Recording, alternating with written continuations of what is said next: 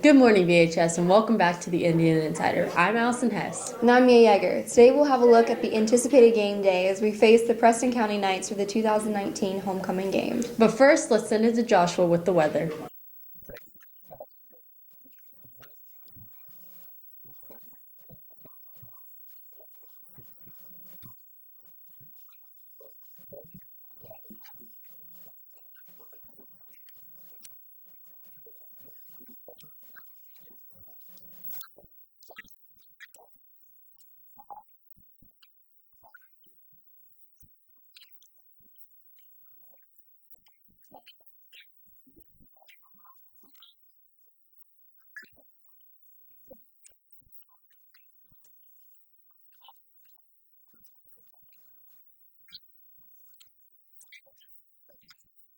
Thanks, Rachel. The theme for tonight's homecoming game will be USA. Be sure to wear your red, white, and blue gear. There will be a Spanish honorary meeting during first lunch in Arturo Santilli's room. DECA and Life League students will be after school from 3 to 5 on Tuesday, October 15th in room 205. We'll be back after these short messages. On October 16th at the Robinson Grand, there will be a performance of Julius Caesar by the Vintage Theater Company. Any students in English 10 or theater interested, please see Mr. Brown or Mrs. Lohman. The cost of the trip will be $10. Again, this is on October 16th at the Robinson Grand. Hope to see you there. Attention seniors, the class of 2020 senior tape is now underway. Every senior is required to send in one baby photo and one senior picture, and videos and pictures of elementary, middle school, and early high school are encouraged as well. You can send your pictures and videos to bhs2020seniortape@gmail.com. Again, seniors, please send your baby and senior pictures to bhs2020seniortape@gmail.com. John Ebert is hosting an ACT Math Prep class at Bridgeport Middle School from 6 to 9 p.m. on October 21st. The event is free, but you must register online at www.johnebertmathactprep.com. We will be back with more Insider after this.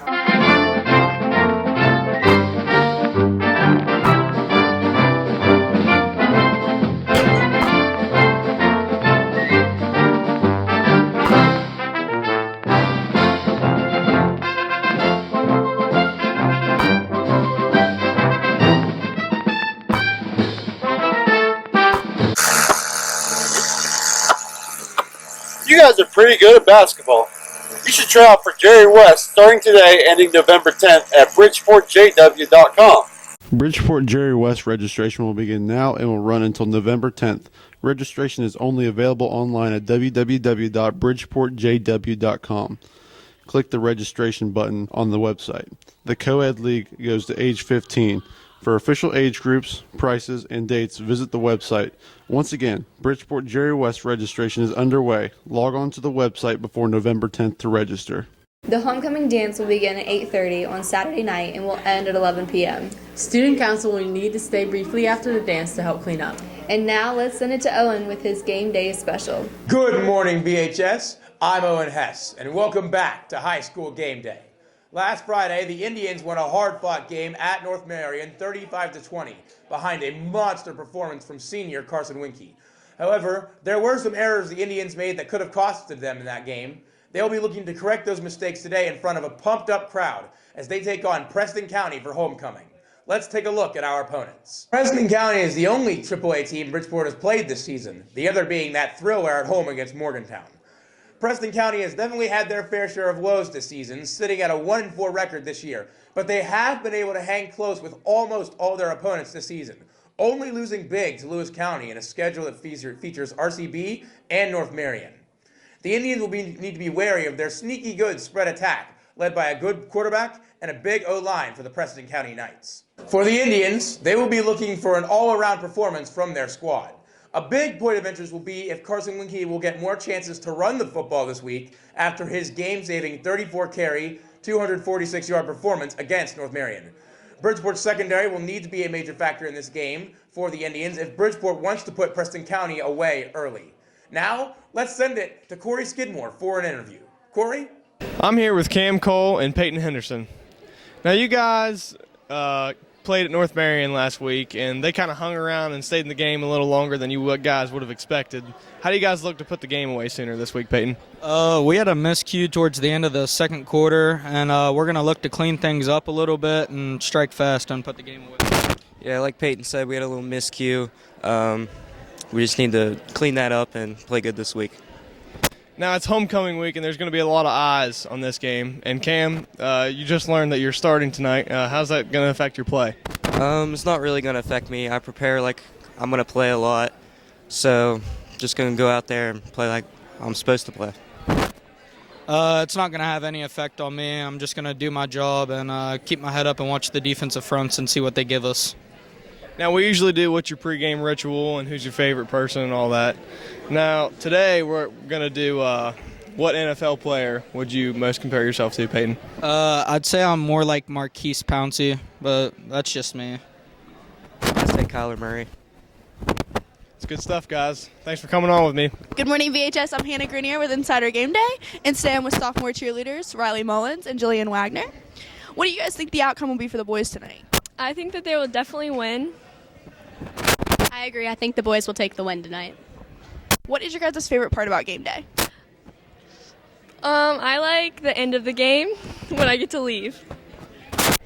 I like the fight song we do after the boys run out on the field. All right, and since you guys are sophomores and you went to homecoming last year, what is some advice you'd like to give to freshmen? Don't get a corsage because they're really itchy. Definitely bring a large napkin to dinner if you're planning on eating. Good morning, BHS. I'm Madison Chumley, back with another edition of Game Day with the band. All right, I'm here with Jamie Jagir. How are you, Jamie? I'm good. How are you? I'm pretty good. So for my first question, it's homecoming week. You guys normally prepare, correct? Yes. All right. So for homecoming, do you prepare differently? Yes, we spend lots of hours practicing new music and having a new set. Oh, you'd make a new set? Why? Because the court has to come right down the 50, and we want them to look bright. Nice. Okay. So for my next question, again, doing with homecoming week, we probably have a bigger crowd because of it. So do y'all get nervous?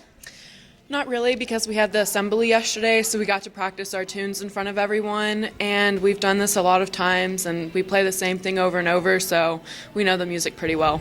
Let me say, homecoming assembly was good yesterday with the band. All right. Well, thank you. Back to you, studio. I'm joined here now today by fan favorite and fellow senior Talon Martin. Talon, how you been today? Excellent. I'm glad to be here. Well, Talon, today, homecoming, Bridgeport takes on Preston County. How do you think that game's going to go for the Indians? Well, Preston County got hammered last week by Lewis County 43-7, so I see no problem with Bridgeport winning this week. I have them winning 49-7. Well, I think that's a pretty good pick. I think Bridgeport's going to win this game pretty easily. I think that close game against North Marion's going to be not how this game goes for sure. I think Bridgeport's going to win this game 35-0. Oh. So in Morgantown, the Mountaineers taking on Iowa State, double-digit underdogs again. Very rarely WVU double-digit underdogs, let alone twice in a row at home. Do you think WVU can beat Iowa State this weekend? Our quarterback has struggled in the past few weeks, but I do think we're going to pull it out in Morgantown after our loss against Texas. I think we're going to pull it out, and we're going to win 28-21. I think that's pretty good. I've got WVU winning that game 24-21. Now let's send it to Addison Courtney, covering a big game with West Virginia ties. Number 1 Alabama takes on number 24 Texas A&M. You're probably wondering why Alabama and Texas A&M would be on Indian Insider. Both teams play a big part in West Virginia. Both head coaches Jimbo Fisher and Nick Saban grew up near Bridgeport. Jimbo Fisher lived in Clarksburg and Nick Saban lived in Marion County. Both coaches have coached together at LSU and both have won national championships. Since it's homecoming week, we figured we'd add a special prediction to this week's game day, Alabama versus Texas A&M. Who you got? Considering I'm one of the biggest Alabama fans in the state of West Virginia, I'm going to say they're going to pull through with the dub, 42-21. I feel like Texas A&M is going to upset the number 1 Alabama, 35-31. That game kicks off tomorrow at 3:30 on CBS. Now back to game day. Welcome back, BHS. I'm now joined here by former alumni Gunnar Webb and Caden Schmagowski. How are you guys? Doing well. Yeah, I'm doing excellent. Thank you for coming in, man. This is a beautiful new studio you guys got here. You know what, I really appreciate that, Gunnar. That's awesome. So I already gave my score for the Bridgeport game, but what do you guys think? Do you think Bridgeport's going to beat Preston County on their homecoming? Well, I'm not going to lie. I haven't been paying as close attention to Bridgeport football as I have in the past. But I know unless Preston County's done a 180, it's not going to be a very close matchup tonight.